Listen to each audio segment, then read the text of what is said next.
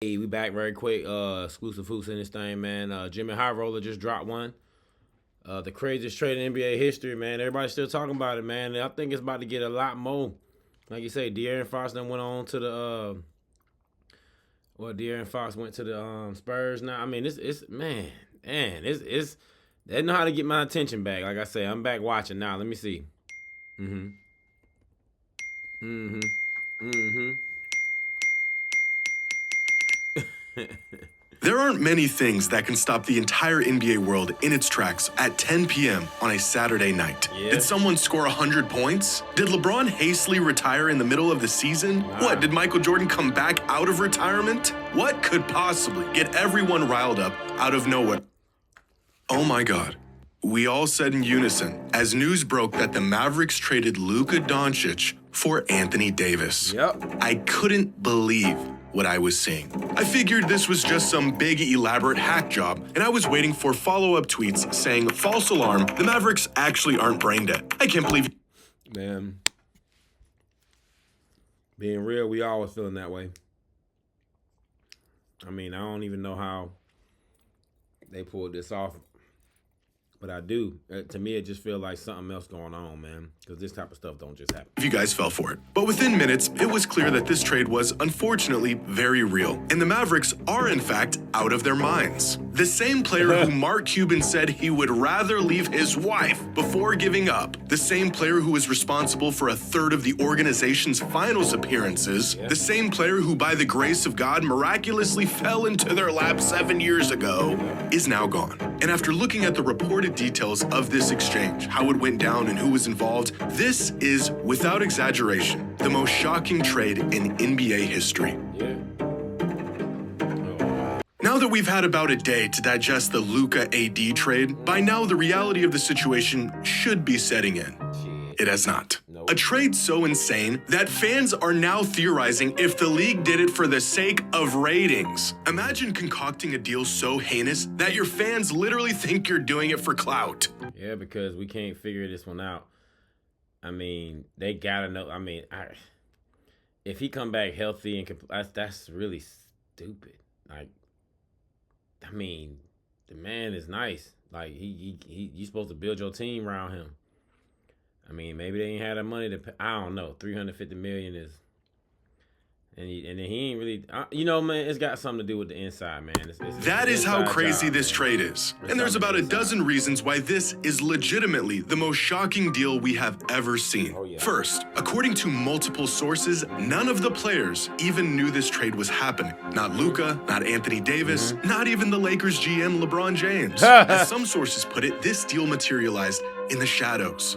In the shadows? What is this? The Illuminati? What do you mean in the shadows? And turns out Game this of was the Thrones, cleanest dog. way.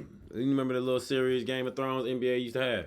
That's what this shit is, man, and it's wild. Illuminati? What do you mean in the shadows? There you go. And turns out this was the cleanest way this deal could have gone down. Because the Yeah. next component that makes this truly the craziest trade to ever happen, Luka never requested a trade. He's been in Dallas his entire career, and outside of a few rumors, Dude, he can't request a trade. He about to get that $350 million.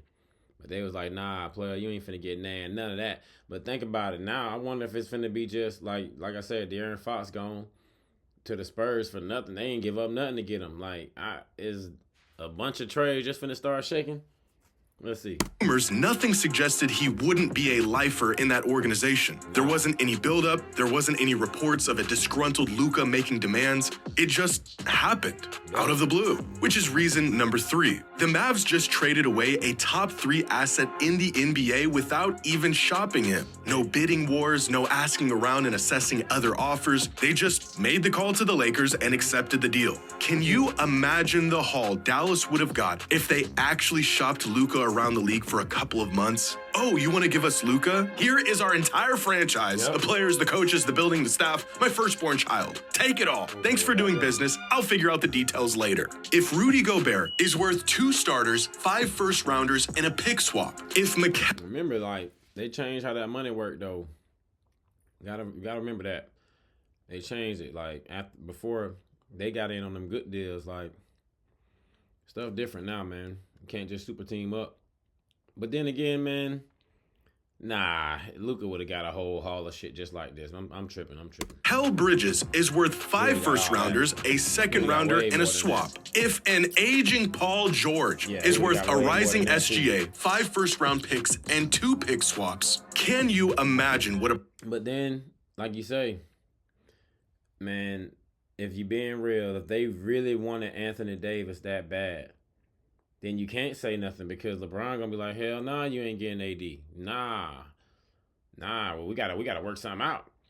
And if you tell anybody in the league, they gonna get, like you say, they gonna mortgage their whole team over for Luka, man. That's a come on, he a 101. He a 101. He one of the top guys in the league, definitely top 3, top 4. When he healthy and he balling on his game, shit. That boy put up 73 points that game. That boy can play, man. A prime Luka Doncic would have fetched to the right team. Oh wait, I know, a 31-year-old Anthony Davis and a thank you note. It makes no sense. And that brings up reason number 4. The Mavericks were just in the finals last year. Right. We've seen players sign with other teams after a finals run. We've seen players demand trades after a great season. Yeah. But we have never seen a team willingly cough up a megastar after being just 3 games away from winning a championship. It's unthinkable, because reason number 5, it's Luka freaking Doncic. You do not trade Luka Doncic. If you were to rank players in the NBA on their trade value, starting with the players who are the most untouchable, non-negotiable, hang up the phone, and down from there, Luka is probably 3rd or 4th on that list. The only 2 players definitively ahead of him are Wemby and Jokic. Now just try to wrap your head around the deal a team would have to offer in exchange for Nikola Jokic, or what the Bucks would get in return for Giannis. Here's a hint, there isn't one, because they would never trade them away. The deal doesn't exist. Tim McMahon of ESPN reported that Dallas had 2 major concerns in regards of Luka's future with the franchise. The first one being his massive $345 million 5-year extension, which he would have been eligible for this summer, and the second concern being his health and conditioning. In other words, the man was out of shape. So, let me get this straight. The Dallas Mavericks just traded away the best player of a gen... We on the outside looking in, though, Jimmy. We on the outside. We don't know. Like, we ain't in the locker room. We ain't in the training rooms. We don't know, man. That's one thing. Like, we don't know. We don't know what they really shaking like off in there, man. Like, I done heard some reports of folks talking about, you know, he just annoying. Look at how he be yelling at the refs. Imagine how he talk to you if you try to get him to do something. I mean... You got to look at that stuff. I mean, sure, he's good, but I mean, how good is it worth it, though? You know what I'm saying? Like, you don't know. Like, you don't know, man. Then you give him $350 million, like, fuck you. That's probably how he be, you know? You got me, because, like you said, it don't make no sense, but then that's because we don't know. We ain't there. We on the outside looking in, man. Look at his fans. They going crazy. Everybody going crazy about this thing, man, but... It got to be a little bit more to it. Generation, the future of their franchise, and the man that just got them to the finals on one leg because he put on a few pounds. For fuck's sake, you can't say he put on a few pounds, dude. He gained 40 pounds, and that's how he tore his calf, strained it, and he still ain't made it back yet. Like, come on, man. What's taking so long? You ain't working? Like, I don't know, man. I don't know. Zion Williamson ate his way into load management, and he has spent the last 6 seasons in and out of rehab, and the Pelicans are still sticking by him. I don't mean they smart. Now, Zion didn't deserve that stray. Seems like a nice guy. I wish him the best. But you get the point. We are now over a decade into the process, and the Sixers have yet to move on from Embiid. It's one... Well, maybe that's what they looking at, like... None of them who you talking about, Zion ain't doing nothing. Embiid talking about he can't play no back-to-backs no more. Maybe they saw a trend. Maybe, you know, shoot. Because you're saying you ain't named nobody good yet. That I would want. I bet you Philly like, man, we should have been got rid of this fool. I bet you New Orleans like, damn, why we still rolling with this dude? Should have never even drafted him. Should have got Ja Morant, right?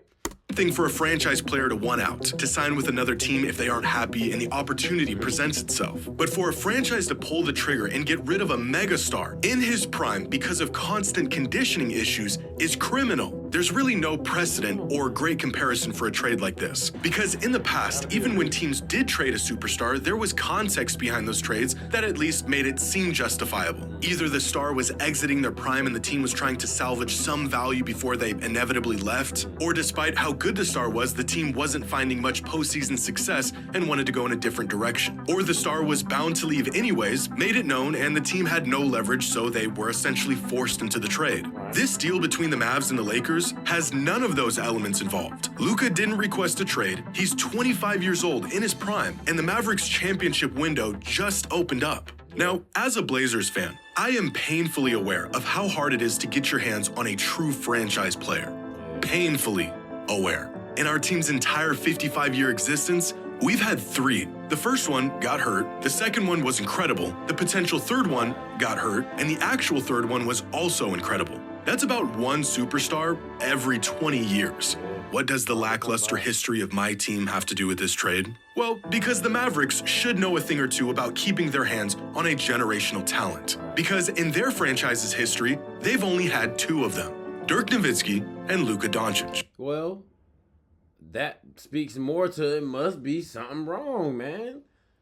We just got to let time tell because we don't know. We over here trying to figure it out, but it's got to be something wrong. The first one spent his entire 21-year career in Dallas, facing ups and downs and winning arguably the heaviest and most challenging championship of our lifetime. And the second one, they traded away for AD in a box of scraps after just 6.5 seasons of a promising career. And as every fan of a non-major market team knows all too well, generational talents only come along once in a generation. The Mavericks aren't some hotspot for superstar talent. They don't get real chances to win it all often. Just 3 trips to the finals in 45 years. One of those trips at the hands of the guy who they just sent packing. They cannot afford to roll the dice and hope for greener pastures like some other teams can. You are not the Lakers. You get a player like Luka and you lock that man in and throw away the key. What are we doing? It could be another 20 years before a player of Luka's caliber puts on a Mavericks jersey. And the team traded him away because he was mildly out of shape. It makes me sick. Why are you saying mildly, dude? They said he went from 230 to 270. That's not mildly, homie. And you ain't they trainer, man. Like, what if the trainer was like, yo, man, this dude getting slower and slower. He's 25. He's supposed to be nice. And what if the trainer go to the damn doctor and the doctor be like, ooh, this thing ain't getting no better, man. Remember, he supposed to been back. He ain't been back.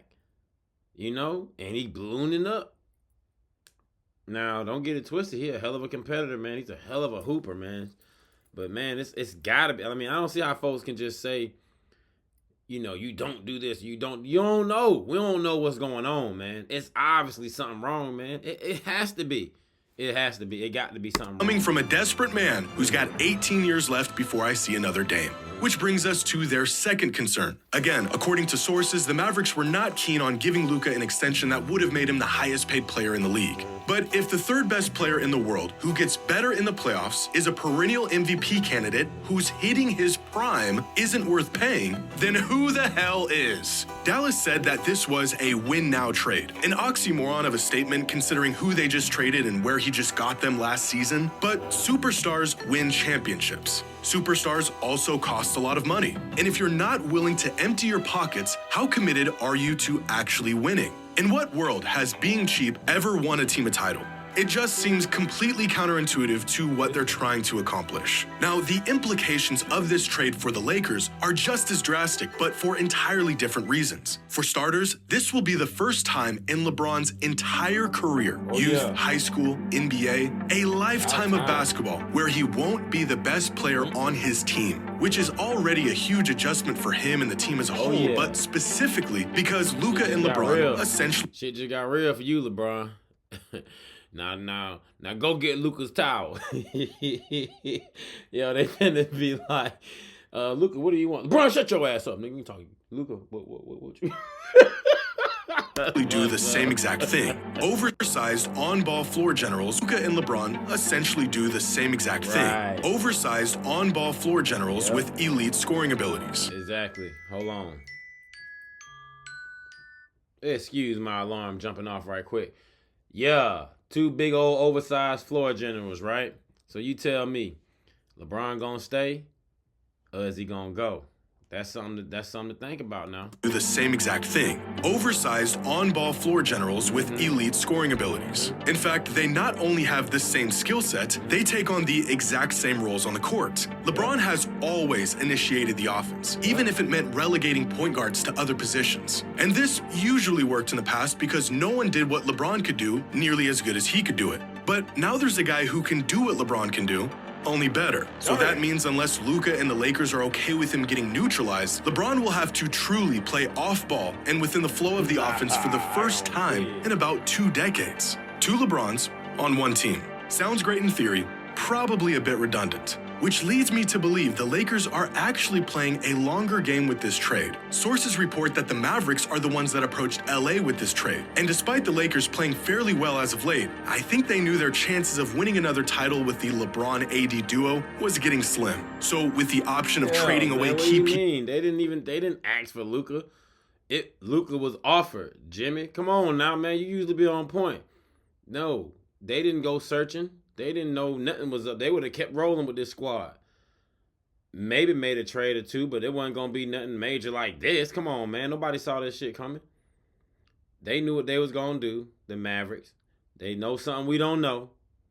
And they did what they did. So, man, we just got to wait and see.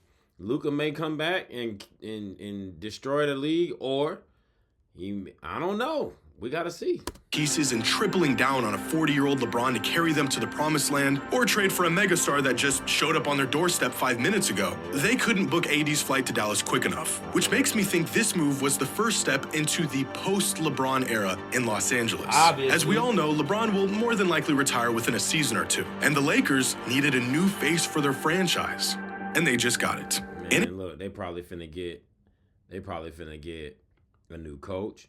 They probably finna get rid of LeBron and his son. They probably finna go on ahead and get a couple. Ask Luka what kind of big he want. They gonna ask Luka what kind of, guard. What you want? Some shooters. What you want, man? What we need to make you happy? What we need to just get an all defensive team. That's how it's finna be. They finna get all defense and bigs and let Luka cook. Inexplicably, miraculously, in the most Lakers way imaginable. I always wondered what LeBron's final years would look like, how he would go out, who would be around him, but never in my wildest dreams did I imagine it would be playing second fiddle to Luka Doncic in a Lakers jersey. All in all, it seems like the Mavericks won this trade, if you zoom way in and look at this in an 18-month window. But zoom out, and the Lakers are looking around asking themselves how they just pulled off a bank heist. With AD, the Mavericks lineup looks good, possibly a winning form. Good? That is a guy. Look at the depth. Look at it. That's nice. That's a squad. Them 5 that's hell. Them 5 right there. Then you get Dinwiddie. Y'all be sleeping on Dinwiddie. And then Chris to play good defense once he get back from being hurt. And then you got Lively coming back from being hurt. And man, look, once these boys get right, I say about like April, around that time, April, May, you gonna see. That's what we waiting for, about April, May. That's when you gonna know. No. Let's say about, what we in, February, March, April. Yeah, about April. March, April. Around March, April. Now, you know what, though, man? I don't think Anthony Davis gonna have a hard time, getting in this squad, because he get to play his forward position, man. It's gonna be easy for him.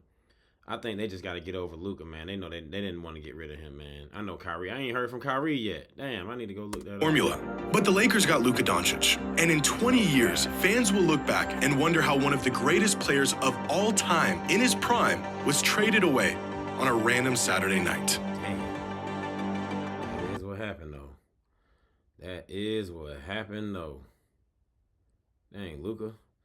I mean, it is ugly on the strength of that man won't be able to get his Supermax. I mean, he had to be doing something, y'all. He had to be doing something, and he had to piss somebody off in the organization, man. Because why would they do this? Now, if you listen to that Ticket TV, he's saying, Ticket like, man, shoot, Jason Kidd made the call to get AD. They wanted to get rid of the homie. Like, it was between that general manager and they knew what they wanted to do this whole time, right? So they went on and done it. Oh, nah, hell nah, man. Y'all done up and done it. Hey, Exclusive Hoops, man. Coach J. And that's about it for this one, y'all. I'm out this thing. Peace. Which is all...